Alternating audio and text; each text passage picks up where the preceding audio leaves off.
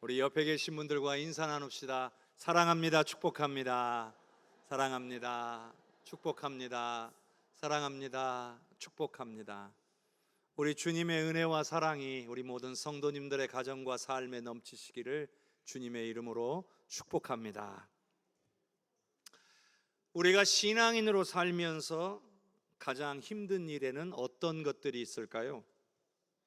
여러 가지 많은 힘든 일들이 있겠지만 그 중에서도 아주 힘든 것 중에 하나가 나는 신앙인으로서 신앙인의 합당한 삶을 살고 싶고 그렇게 또 살려고 열심히 노력하는데 그와는 반대되는 모습들, 신앙인답지 않은 모습들이 내 삶에 계속 나타나고 또 그것을 끊어내지 못할 때가 참으로 힘이 듭니다. 하나님의 말씀에 비추어 보니 이건 분명히 죄인데 그걸 알고 있고 끊어내고 싶은데 끊어내지를 못해서 계속해서 죄의 굴레를 반복하며 살아가는 것입니다. 이게 참 우리 신앙인에게는 너무나 힘든 일이죠.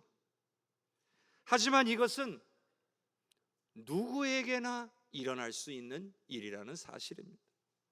심지어는 바울 사도조차도 그 내면에 이러한 싸움, 영적인 싸움이 있었음, 그것 때문에 자유롭지 못했다라고 고백합니다. 자, 로마서 7장 21절에서 24절까지의 말씀을 한번 같이 읽어보도록 합시다. 그러므로 내가 한 법을 깨달았노니 곧 선을 행하기 원하는 나에게 악이 함께 있는 것이로다.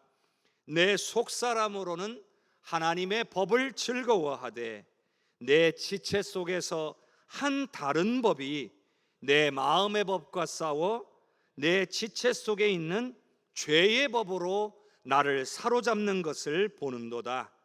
오호라, 나는 곤고한 사람이로다. 이 사망의 몸에서 누가 나를 건져내랴. 바울 사도의 고백을 보니까 이러한 내적인 이 영적 싸움 때문에 너무나 힘들어했다는 것을 알 수가 있습니다. 마음속에는 이미 하나님의 법이 자리 잡게 되었는데 여전히 육체에는 죄의 법이 자리 잡고 있더라는 거예요. 그래서 이 죄의 법과 마음의 법에 끊임없이 싸움이 일어나는데 종종 죄의 법이 내 마음의 법을 이기고 자기 자신을 사로잡을 때가 있더라는 거예요. 그래서 너무나 괴롭다는 거죠. 오죽했으면 누가 좀 이 죄의 몸에서 나를 좀 건져줬으면 좋겠다, 그렇게 한탄하고 있는 겁니다. 성도 여러분, 우리가 신앙인으로서요, 하나님의 말씀대로 하나님의 뜻대로 살기를 정말 간절히 바라는 사람일수록 이와 같은 내적인 영적 싸움 때문에 더 괴로워하는 법입니다. 오히려요, 하나님의 말씀을 멀리하고 하나님의 뜻에 관심을 별로 갖고 있지 않는 사람일수록 죄 가운데 살면서도 별로 죄책감 없이 살아갑니다. 왜냐하면 죄를 분별하지 못하기 때문이죠. 여러분은 어떻습니까? 죄에 이끌리거나 혹은 유혹에 넘어지는 것에 대해서 괴로워하며 살고 계십니까? 아니면 죄 가운데 살면서도 무감각하게 살고 계십니까? 중요한 것은 예수 믿은 사람이라면 내가 깨닫든 깨닫지 못하든 누구도 예외 없이 오늘 우리의 내면에서 영적인 이러한 싸움이 계속해서 일어난다는 것입니다. 우리가 예수님을 믿지 않는 사람이라면 이런 싸움은 우리 안에서 일어나지 않습니다. 그러나 우리가 예수 믿는 사람이 되었기 때문에 이 싸움이 일어나는 거예요. 예수 믿기 전에는 몸도 마음도 마귀에게 속해 있었습니다. 그러나 예수 믿음으로 말미암아 우리의 영은 거듭나게 되었고 우리의 마음이 하나님을 향하게 된 거예요. 하지만 문제는 이 육체가 거듭나지 못했기 때문에 이와 같은 싸움이 필연적으로 우리 안에서 일어날 수밖에 없다는 거죠. 다만 우리 주님 다시 오시는 날에, 그날에 우리가 새 몸으로 변화될 때에 이 싸움이 끝나는 거예요. 자, 그렇다면 이 싸움이 싫다고 여러분 외면하시겠습니까? 이 싸움이 싫다고 예수님을 부인하시겠습니까? 그럴 수는 없잖아요. 그렇다면 우리는 이 싸움을 피해서는 안 됩니다. 반드시 맞서 싸워야 하고 이 싸움에서 승리하면서 살아야 될 줄로 믿습니다. 그러면 어떻게 해야 될까요?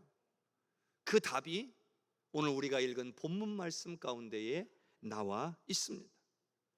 먼저 이 말씀의 배경을 설명하면, 오늘 말씀은 남유다가 망하고 백성들이 바벨론의 포로로 잡혀갔어요. 그 중에 에스겔이라고 하는 인물이 있었는데 하나님께서 에스겔에게 찾아오셔서 주신 말씀이죠. 그런데 여러분, 포로로 끌려간 것도 힘들고 서글픈데 더 괴롭게 하는 게 한 가지가 있어요. 그게 오늘 말씀에 나오는데 아주 심각한 문제죠. 에스겔 11장 15절을 한번 같이 읽어보겠습니다. 인자야 예루살렘 주민이 내 형제 곧 네 형제와 친척과 온 이스라엘 족속을 향하여 이르기를 너희는 여호와에게서 멀리 떠나라. 이 땅은 우리에게 주어 기업이 되게 하신 것이라 하였나니. 나라가 망하면서요, 모든 백성이 다 포로로 끌려간 건 아니에요.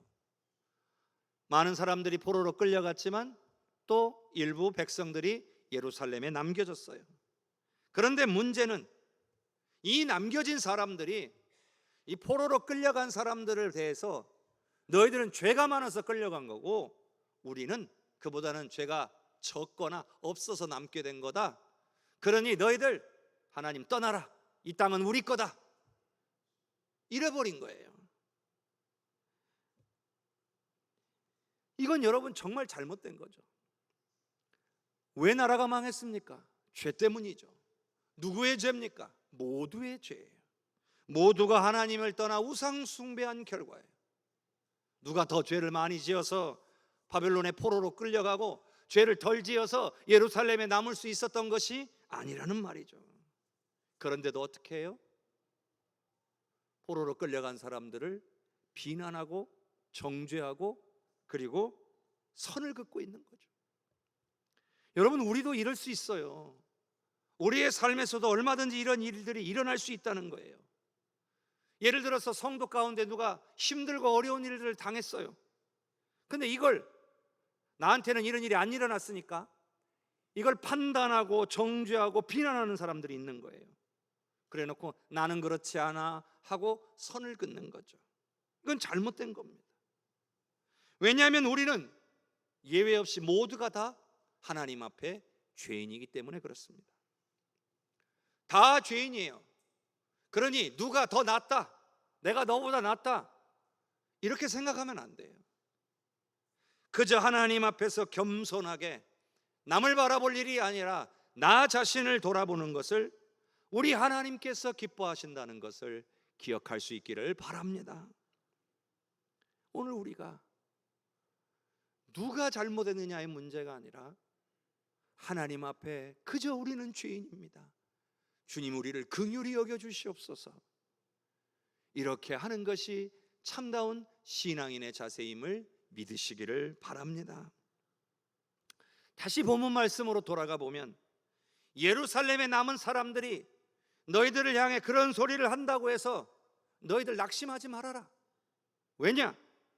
하나님은 그렇게 생각하지 않으신다. 하나님은 그렇게 생각하지 않으신다라고 에스겔을 통해 말씀해 주시는 거예요. 자, 에스겔 11장 16절과 17절을 함께 읽겠습니다.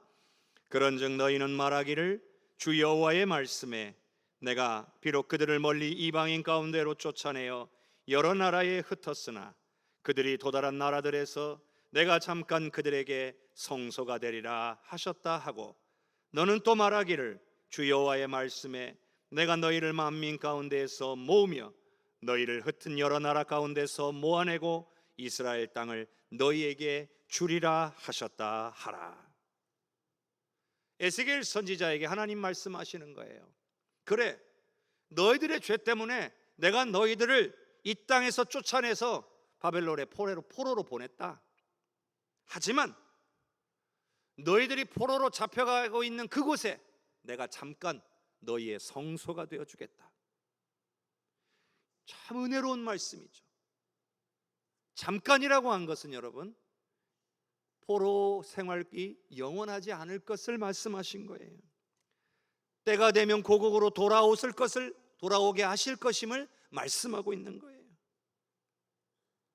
그러니 사람들이 어떤 말을 하든 신경 쓰지 말고 포로로 잡혀가고 있는 그곳에서 열심히 신앙생활 하라는 거예요.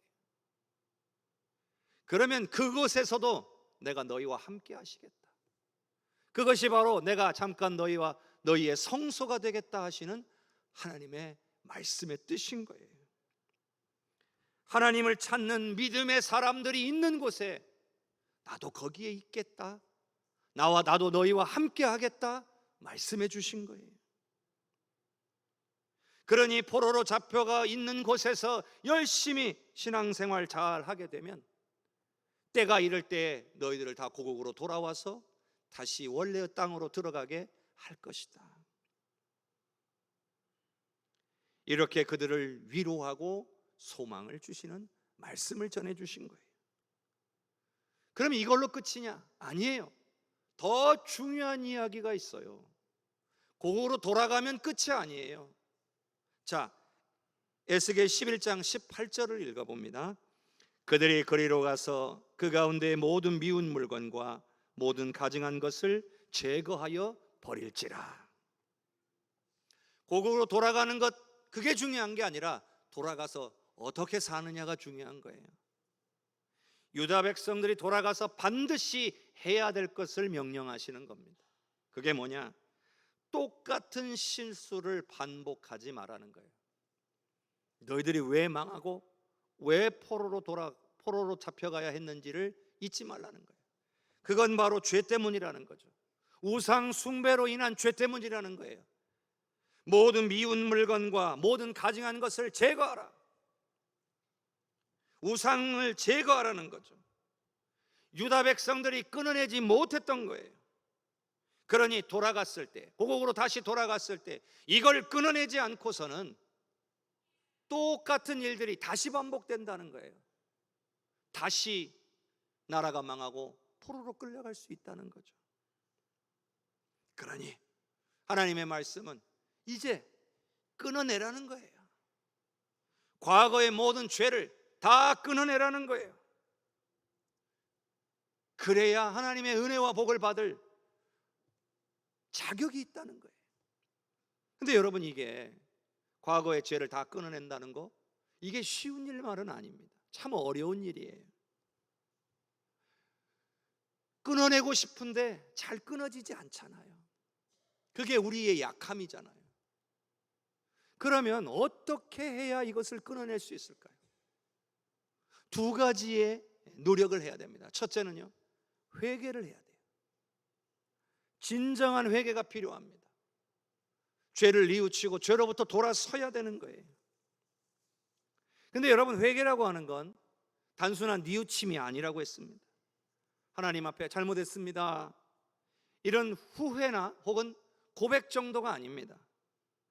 회개라는 것은 다시는 똑같은 죄를 범하지 않으려고 하는 삶의 변화가 일어나야 되는 거예요. 삶이 바뀌어야 돼요. 그게 회개예요. 그래서 하나님이 우상을 제거하라고 하신 거예요. 왜냐하면 눈에 보이면 어때요? 또 유혹에 빠집니다. 우상들이 눈앞에 있으면, 누가 저 옆집 사람이 우상을 가지고 있으면 나도 하는 마음이 생기는 거예요. 그래서 아예 우상 자체를 전부 다 없애버리라는 거예요. 우리도 마찬가지죠. 우리가 똑같은 죄를 다시 범하지 않으려면 어떻게 해야 돼요? 우리를 유혹할 만한 것들, 그런 요소들, 그런 환경들 자체를 싹 다 바꿔야 돼요. 아예 없애거나 차단해야 돼요. 그런 결단이 있어야 된다는 말이에요. 그렇지 않고서는 죄의 유혹을 이기지 못하고 또다시 넘어지니까 같은 죄의 굴레를 반복하며 살아가는 겁니다. 자, 참으로 회개했다면, 결단했다면 이제는 뭐가 필요하겠습니까? 두 번째로 필요한 게 바로 성령의 도우심입니다. 성령의 도우심이 반드시 필요합니다. 사람이 아무리 의지가 있어도 끊어내지 못하는 것이 죄입니다. 그런데 그 죄를 끊어낼 수 있게 도와주시는 것이 바로 성령님이십니다. 바울 사도도요, 자신이 육신의 죄의 법이 자신의 마음의 법을 이길 때가 종종 있는 것을 보았다라고 말하잖아요. 바울 사도도 못 이기는 거예요. 하물며 우리도 이런 죄의 유혹을 쉽게 이기지 못할 때에 우리를 이기게 하시는 분이 바로 성령님이시라는 말입니다. 자, 우상을 없애는 건 사람의 결단으로 가능한 일이에요.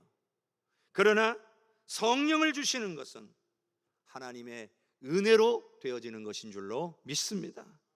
자, 에스겔 11장 19절의 말씀을 같이 읽어봅니다. 내가 그들에게 한 마음을 주고 그 속에 새 영을 주며 그 몸에서 돌 같은 마음을 제거하고 살처럼 부드러운 마음을 주어. 하나님께서는 우상을 제거하는 결단을 한 백성들에게, 즉 죄를 끊어내겠노라고 결단한 백성들에게 성령을 부으시겠다라고 약속하신 거예요. 회개와 결단이 있으니까 그 위에 성령을 부으시겠다고 한 거죠. 죄를 우리의 결단만으로 못 끊어내니까 우리를 도우시는 성령의 강력한 은혜가 필요한 거예요. 하나님이 그걸 아시니까 성령을 보내주시겠다고 약속하신 거예요. 그 속에 새 영을 주겠다 하신 겁니다. 그렇다면 우리는 죄를 끊어내기 위해서 반드시 성령의 인도를 따라야 합니다. 죄의 법을 따르지 아니하고 하나님의 법을 따르기 위해서는 성령의 인도함을 받는 것이 유일한 해결책이라는 말씀인 거예요. 그래서 바울 사도도 이렇게 우리에게 말합니다. 갈라디아서 5장 16절의 말씀 같이 읽어봅니다. 내가 이르노니 너희는 성령을 따라 행하라. 그리하면 육체의 욕심을 이루지 아니하리라. 아멘. 여러분, 하나님께로 향하면 죄로부터 멀어지게 돼 있어요. 그런데 하나님을 멀리하면 죄와 가까워지게 돼 있어요. 그러니 하나님께서 우리에게 성령을 보내어 주신 거예요. 성령은 우리한테 가장 가까운 곳에 계시는 분이에요. 내 안에 계시니까. 그게 하나님의 뜻이고 하나님의 의지예요. 하나님이 얼마나 우리와 가까이 하고 싶으신지를 보여주시는 거예요. 그럼에도 우리가 성령의 인도함 받기를 구하지 않아서, 사모하지 않아서 죄의 유혹에 넘어지면서 살아가고 있는 거예요. 누구 책임이에요? 내 책임이에요. 하나님은 하실 수 있는 최선의 방법을 우리에게 보여주신 거예요. 내가 너희와 함께 하겠다. 너를 돕겠다. 보혜사 성령을 그래서 보내준다. 그러니 성령의 인도를 따라라. 그러는데 우리가 거부하고 있는 거예요. 찾지 않는 거예요. 구하지 않는 거예요. 그리고 내 마음대로, 내 뜻대로, 내 능력으로 살아가려고 하니까 죄의 유혹에 또 쉽게 넘어져서 쓰러지고 마는 겁니다. 또 말씀을 계속 살펴보면 성령이 우리에게 임하게 됨으로 말미암아 신앙인들에게 어떤 변화가 일어나고 있는지를 말씀하고 있습니다. 그것은 그 몸에서 돌과 같은 마음이 제거되고 살처럼 부드러운 마음을 갖게 된다는 거예요. 근데 돌 같은 마음이 뭐겠습니까? 변화되지 않는 마음이겠죠. 나 중심적인, 자기 중심적인 생각으로 그냥 딱 굳어져 가지고 하나님의 말씀이 아무리 임하여도 받아들이지 않는 그런 상태를 말하는 거예요. 말씀을 들었으면, 은혜를 받았으면, 깨달았으면 그걸 내 삶에 적용하고 삶 속에서 실천하려고 해야 되는데 내 마음이 돌같이 굳어 있어서 내 생각과 내 지식으로 판단하고 결국 내 생각대로 행하려는 사람, 이런 사람들이 돌같은 마음을 가진 사람들이에요. 그런데 이게 저절로 안 바뀌어요. 그런데 성령이 임하시고 역사하실 때에 이 돌 같은 마음이 살처럼 부드러운 마음으로 바뀌어진다는 거예요. 하나님만이, 성령님만이 오늘 우리를 변화시킬 수 있는 줄로 믿으시기를 바랍니다. 그러니 내 생각, 내 뜻대로 살아가지 않게 되는 거예요. 성령을 따라야 내 생각을 내려놓을 수가 있어요. 성령을 따라야 주 뜻대로 살아갈 수가 있는 거예요. 성령을 찾아야 내 삶의 변화가 시작되는 거예요. 그래야 우리가 살처럼 부드러운 마음이 되어서 하나님을 향하여 그 마음이 열리게 되는 거예요. 하나님께서 말씀하실 때에 귀 기울여 듣고 순종할 준비가 되는 거예요. 이러려면요, 정말 성령의 만지심이 필요한 거예요. 성령이 만져주셔야 되는 거예요. 그러면 어떻게 해야 돼요? 성령님을 찾고 구해야 되는 거예요. 저절로 내 안에 계신 성령님이 내 마음을 바꿔주시는 게 아니에요. 찾고 구하는 자, 성령님을 인정하고 성령님께 나아가서 성령님의 은혜와 만지심을 구하는 자에게 성령이 역사하셔서 우리의 심령이 변화되는 거예요.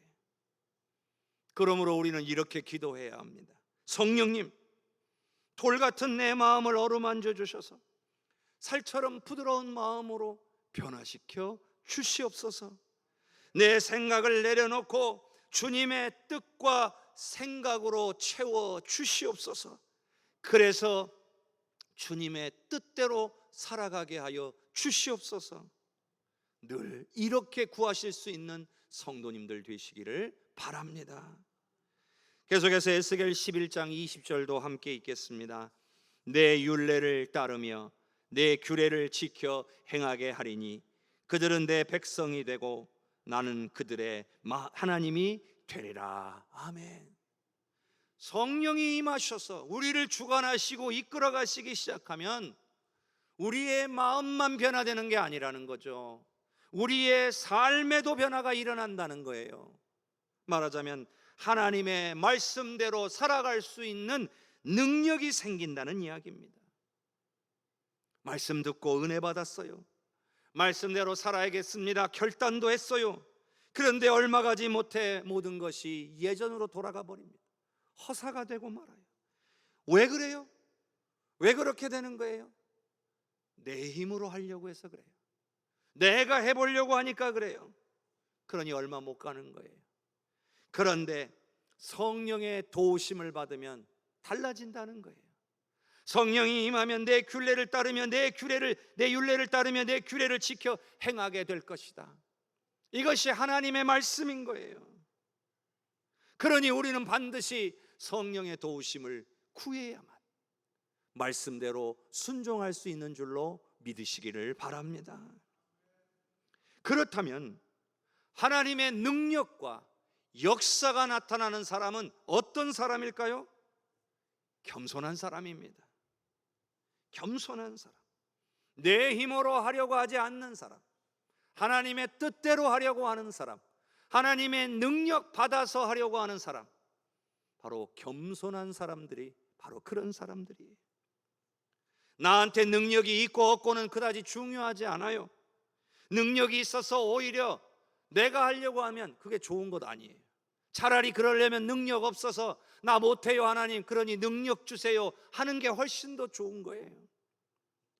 능하신 하나님 앞에 자랑할 것이 없는 연약한 존재임을 인정하고 고백해야 되는 거예요. 이 고백을 누가 한지 아세요? 바울 사도가 했어요. 자, 고린도후서 12장 9절의 말씀 같이 한번 읽어봅니다. 나에게 이르시기를 내 은혜가 내게 족하도다. 이는 내 능력이 약한 데서 온전하여짐이라 하신지라. 그러므로 도리어 크게 기뻐함으로 나의 여러 약한 것들에 대하여 자랑하리니 이는 그리스도의 능력이 내게 머물게 하려 함이라. 아멘. 인간적으로 보면 바울 사도같이 능력 많은 사람이 또 어디 있습니까? 많이 배웠잖아요. 혈통도 좋잖아요. 로마 시민권까지 당시에 가진 사람이에요. 대단한 인물이에요. 성경도 너무나 잘 알아요. 율법도 정말 열심히 지켰어요. 모든 사람들이 인정하는 사람이에요. 그런데 그런 바울 사도도요, 깨달은 게 있어요. 하나님 말씀하시잖아요. 네 은혜가 내게 족하다.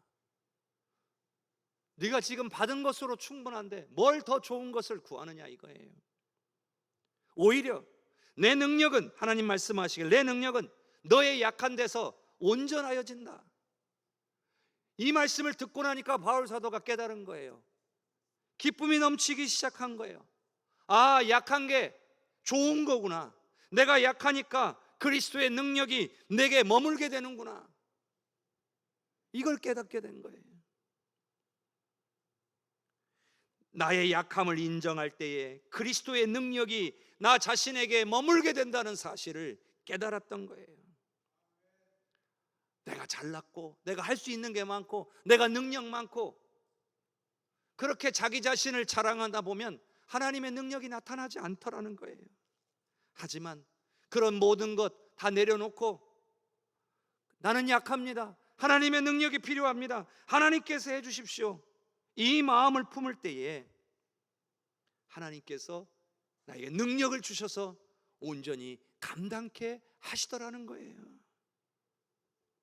여러분, 우리가 하나님을 인정하고 높이면 높일수록 하나님께서 영광을 받으실 것이고 그 능력이 우리에게 나타날 줄로 믿으시기를 바랍니다. 그러므로 나의 약함을 인정하고 성령의 도우심만을 구하는 그런 성도님들이 되시기를 바랍니다. 바로 성령께서 우리에게 그 능력을 주시고 역사해 주실 줄로 믿습니다. 그런데 우리가 읽었던 이 에스겔 11장 20절 말씀의 후반부에 또 중요한 이야기가 한 가지가 나옵니다. 그건 뭐냐면 우리가 하나님의 말씀대로 순종하고 살아야 하나님의 백성이 된다는 거예요. 우리에게 성령을 보내주신 이유 가운데 하나가 우리가 말씀대로 순종하며 살아서 하나님의 백성의 복을 누리라는 거예요. 하나님이 다스려 주시고 인도하시며 보호하시고 복 주시는 백성이 되라는 말이에요. 그런데 반대로 생각해 보세요. 우리가 성령의 인도하심을 따르지 않아서 하나님의 말씀대로 순종하지 못하게 되면 하나님의 백성들이 받아야 될 복을 우리가 누릴 수 없다는 말이 되는 거예요. 여러분, 어떻게 하시겠어요?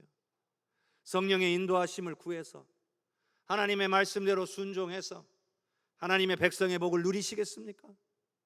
아니면 성령의 인도하심을 구하지 않아서 말씀대로 순종하는 일에 늘 실패해서 하나님의 은혜와 복을 누리지 못하는 그런 삶을 사시겠습니까? 성령의 도우심을 구하기로 결단하는 성도님들이 되시기를 바랍니다. 지금 기간이 성령 강림절 기간이에요. 성령님이 얼마나 큰 은혜고 복인지를 우리가 잊어서는 안 됩니다. 그냥 기억만 하는 것 갖고는 부족합니다.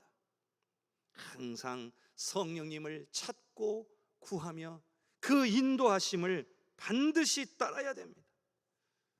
그렇지 않으면 오늘 우리는 늘 죄에 사로잡히게 될 것입니다. 마음으로는 하나님을 따르기를 원하는데 육신으로는 죄 짓는 삶에서 벗어나지 못하며 괴로워하고 낙심하며 살아가게 될 겁니다. 사랑하는 성도 여러분, 오늘 우리는 승리해야 할 줄로 믿습니다. 죄와의 싸움, 원수마귀의 싸움에서 승리해야 할 줄로 믿습니다. 이것을 위해서 오늘 말씀처럼 말씀을 정리한다면 먼저 회개하는 일, 주님 앞으로 돌아서겠노라고 결단하는 일, 모든 죄의 유혹의 요소들을 제거하는 일들을 해야 합니다. 그리고 나서 전심으로 성령님의 도우심과 만지심을 구해야 할 줄로 믿습니다. 그래야 우리가 변화가 됩니다. 그래야 우리가 죄를 이기고 원수마귀에게 승리하는 성도들이 됩니다. 그래야 하나님의 말씀에 순종하게 되고 약속하신 하나님의 은혜와 복을 받는 믿음의 삶을 살아가게 되는 줄로 믿습니다. 우리 인생 최고의 선물이신 성령님만을 따르기로 결단하고 순종하며 살아가는 성도님들 되시기를 주님의 이름으로 축복합니다.